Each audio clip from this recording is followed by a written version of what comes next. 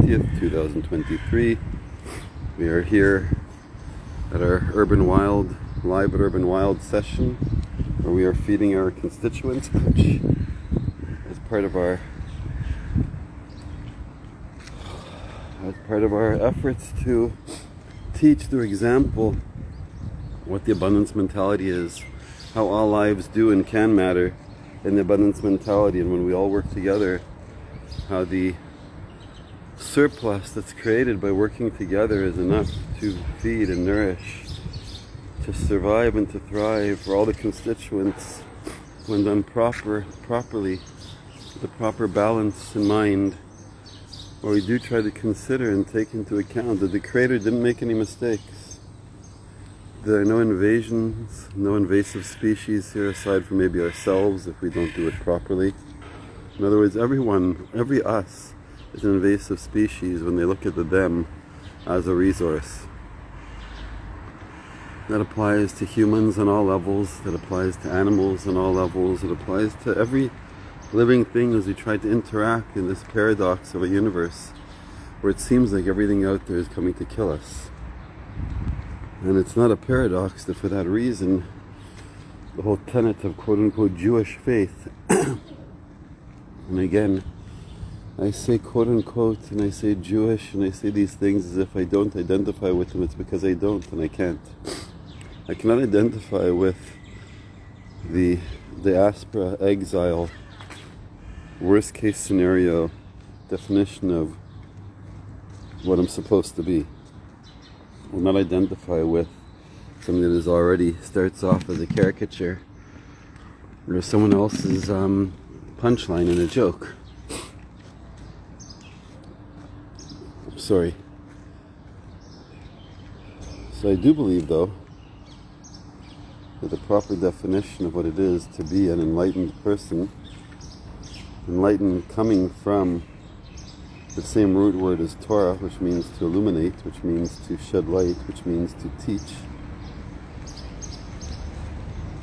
So I do believe that when we are educated and we are properly combine life experience with knowledge, and when we learn how to resolve contradictions, not write things off as collateral damage because we don't understand, as witchcraft or there's some kind of pagan demonology, or there's some kind of anti-force we believe in just because we don't understand it.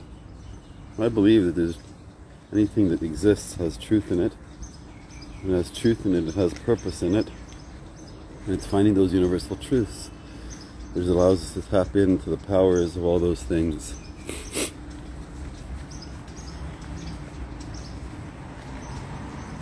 So in our efforts, we are looking to always resolve contradictions. In our efforts, we are looking to always find a way how to make things that shouldn't work together in the most efficient way without waste. What we're showing here with these cats as examples, as what we call their constituents, sorry about that, Aphrodite. What we're demonstrating with these voiceless constituents, with these characters that are real, they're alive, they're interacting, they're sentient, they're obviously have presence of being, they obviously have minds and souls and whatever else of their own. Each one of these is driven by its own operating system for its own purpose, to survive and to be part of something bigger. However you want to define it, we give witness that that is what the case is with these animals. That is the divine, what we believe to be the divine purpose of creation. Hello, Mr. Pedicurist. Just to allow all of the creatures and creations in creation to come together and to share what they have to offer in skills and abilities and talents and whatever it is that they have to offer with each other in abundance.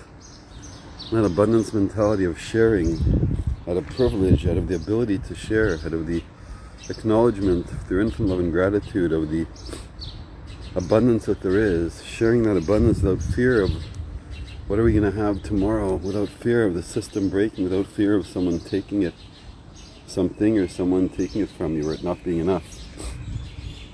or us not being able to show that we have more than someone else, which is an example and a demonstration of power. When you believe in a higher power, when you believe in the collective higher power of all of us working together, the me for we, the we for me, the sharing is caring, all these different nice bumper sticker buzzwords, but that actually work when you apply them, when they are allowed to be applied. It creates a feeling of forgiveness, compassion, hope, and trust, like it does with these cats. It does with people too. It creates environments where people are willing to let go, forgive on a certain level, forget on a certain level, enough to move forward for progress, for the mutual benefit, because denying ourselves and denying someone else a benefit that doesn't cost us anything to share is literally as immoral as being sodomite, as we learn from the Babylonian Talmud that I quote often. So the idea that we need to forgive because we need to forget on a certain level, because we need to be able to go forward for our sakes and for the ones that we're trying not to forgive or forget. But the fact that we have a need to move forward. We're showing these food bowls that still have food in them to show the abundance, that even though there are all these cats, and there are plenty, and some are coming from a distance, and some are coming for a second round already. But there's plenty of food here, there's a tremendous abundance here, and there's a tremendous feeling of calm and peace and harmony.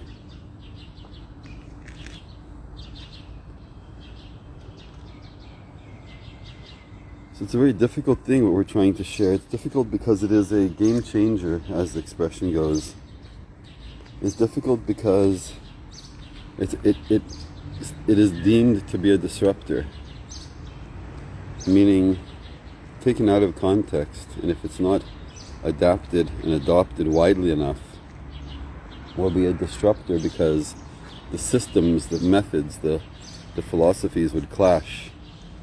And if they clash, and if they crash, that's totally against the philosophy of what we are aiming to accomplish here with this Aikido philosophy of do no harm. Well, that's not the Aikido philosophy, but with the Aikido philosophy of trying to take opposing energy and use it for us. Boker Tov. Meaning also to harness the opposite energy and take advantage of that opposite energy. That's the physics adaptation of the quantum of the Aikido principle that I've been mentioning. And of course, the do no harm if you don't have to. We try to demonstrate that you never have to. And by not doing harm and by capturing the harm or the intended harm of the other, and by redirecting that energy, we can actually accomplish so much more. So here we are in the center of town. I can't help but say that every time because it's a catchphrase. It's the chorus from a children's educational TV show from a long time ago, black and white TV days in Israel when there was only one channel. And we teach English, but here we are in the center of town. And I am literally in the center of town next to the central bus station, next to the soccer stadium, and doing what we're doing here. Hi Dingo, welcome back. So it's in between the rains. We're at the end of the rainy season, which is the winter here, coming on to Passover in the spring, which is coming up in a few weeks. And that is meant to be the beginning of summer. In Israel there's officially two seasons, winter and summer. And of course the transition is spring and fall, but officially it's winter and summer, kind of like with daylight savings time. So it's a weird time that it's becoming spring, but it's still chilly. The last rains are coming out, and in Israel that's the sign of winter, is when it rains. It's raining for the last few days, pretty heavy, which makes these feedings a challenge. It also disrupts completely the cat's schedule. There's a little kitten that came out, haven't seen too often. This one that was collected in the recent batch went out to get fixed.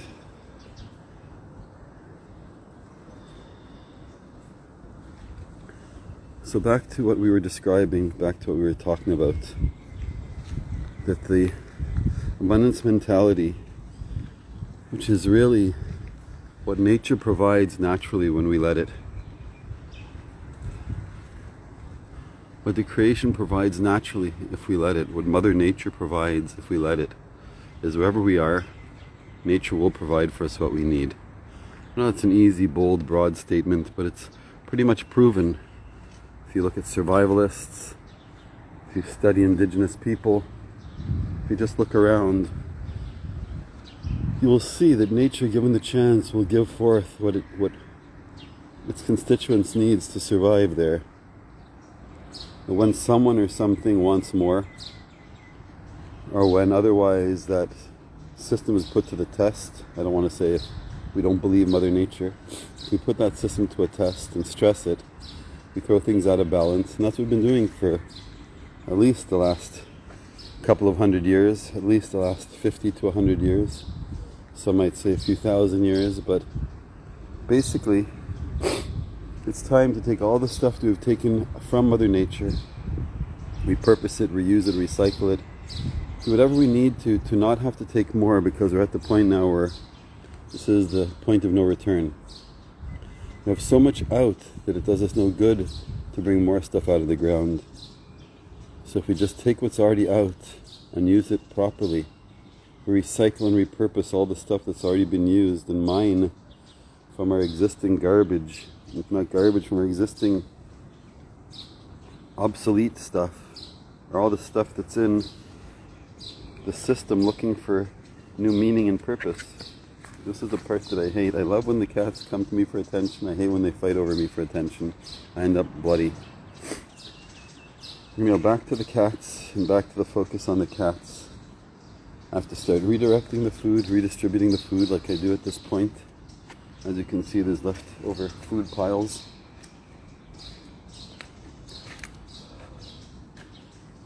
Some of them are already not interested. It's more of a question of who wants my attention. So it's time for me to redistribute the food and then to give the attention to the cats. While I'm doing that, I will tell the story that I'm trying to wrap up. And as you see, little Aphrodite here, all she wants is my attention. Sweetest little thing in the world. I'm afraid to move because she'll fall off the bench. She's at the edge of the bench, and I don't want her to leap for me because she'll fall. So as I was saying, back to, it's hard to focus. Boker Tov. Yeah, this one's eating now, so how do I get to my buckets?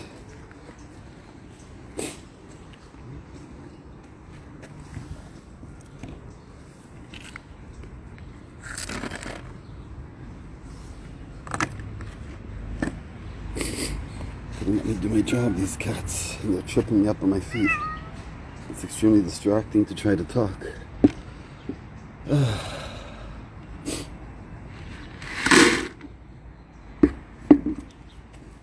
We should be doing this off camera, but I know that I'm also in the middle of talking, and some people might be interested in the process of how I take care of these cats. So I talk about redistributing the food.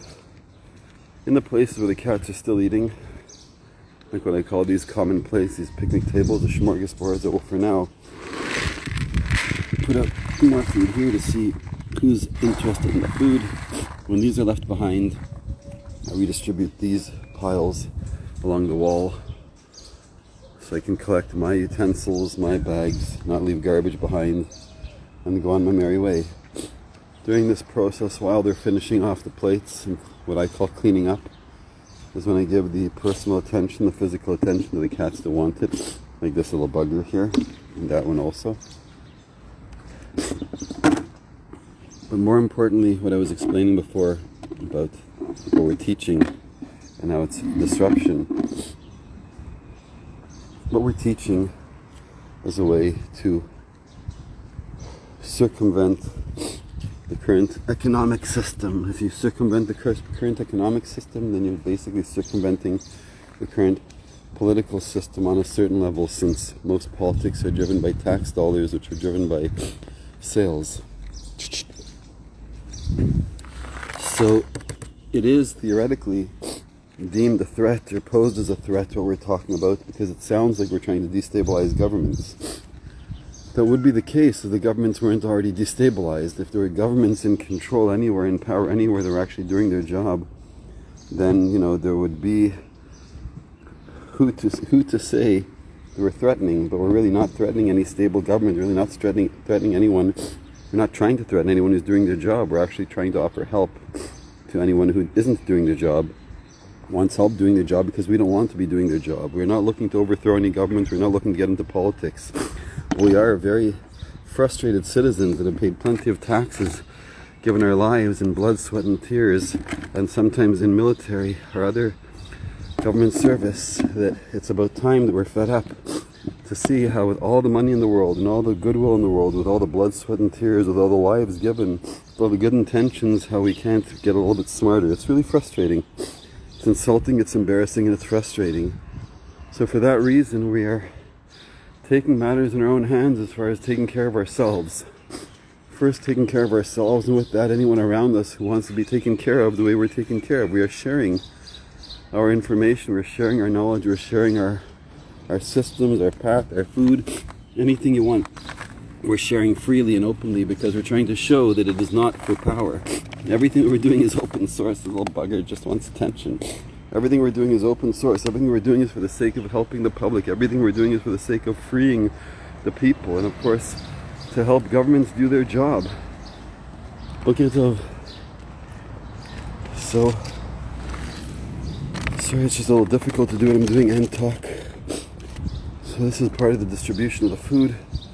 Collecting my plastics. When I start collecting, it draws the attention. The cats that are still out go to eat. So here, with no help from anyone, or almost no help from anyone, definitely no help from anyone outside of our immediate circle, which is numbering in a handful of people. When I say handful of people, meaning you can count them on one hand. So we're accomplishing more in so many ways. Sorry for the cats that I keep bumping or tapping. We're accomplishing more in so many ways, communally, environmentally, socially, politically, individually, in helping people, and governments on all levels, and institutions and organizations, and NGOs that are funded with millions and billions and sometimes even more money. And that's shameful. We are showing, Case, stop it, buddy. We are showing how little it takes, if done with the right intentions, how little it takes to actually get things done.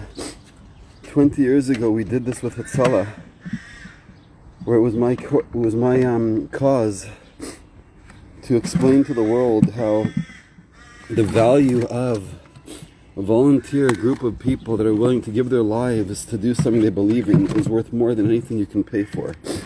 At the time, it had to do with Hatzalah and their life-saving EMT work, which of course is world famous now. I'm not saying anything is thanks to my doing. It has nothing to do with my doing, but I was involved in a certain amount of public relations, a certain amount of spreading certain information, and that is a fact.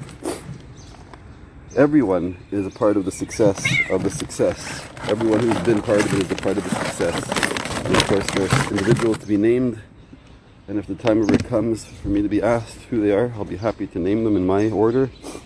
And I apologize in advance if that offends anyone. But the point is, it's proof to what we're talking about.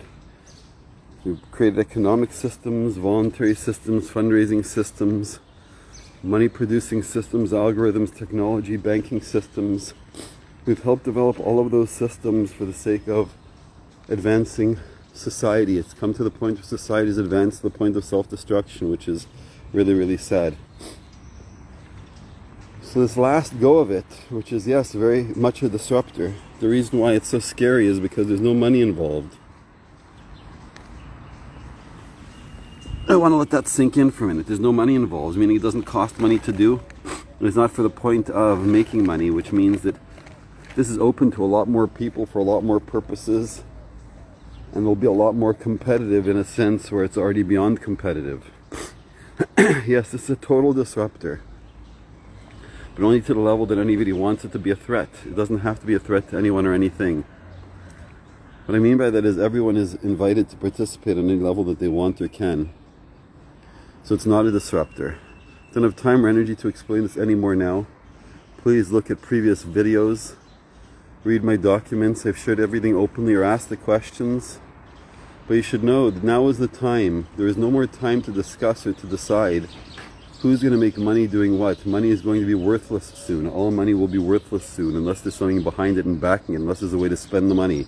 If you can't buy food and shelter, you can't communicate with your loved ones in a safe way that has no stress, you can't be sure of where you're going to be tomorrow, or if you're going to be tomorrow, or the wellness of your loved ones, then money isn't worth anything.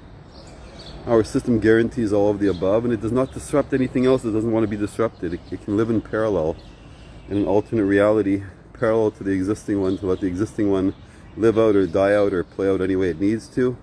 But if somebody wants to thrive and survive and thrive, can do so with our system.